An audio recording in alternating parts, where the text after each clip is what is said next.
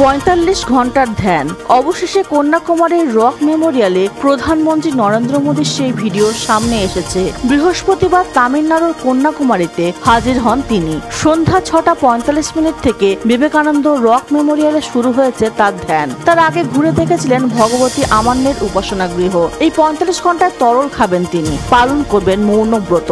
আজ থেকে ১৩১ বছর আগে তামিলনাড়ুর কন্যাকুমারীর ঠিক এই জায়গায় ধ্যানে বসেছিলেন স্বামীজি। তার মূর্তির সামনেই ৪৫ ঘন্টার ধ্যান শুরু করেছেন প্রধানমন্ত্রী। টানা ৭৫ দিনের প্রচারে প্রায় ২০০ বেশি প্রচার করেছেন ৭৩ বছরের নরেন্দ্র মোদী। শেষ দফার প্রচারের আগেই তিনি সিদ্ধান্ত নেন কন্যাকুমারীর রক মেমোরিয়ালে গিয়ে ধ্যানে বসবেন। এর আগে ২০১৯ সালে কেদারে গিয়ে ধ্যানে মগ্ন ছিলেন প্রধানমন্ত্রী। এবার তার ধ্যান নিয়ে কটাক্ষ করছে বিরোধীরা।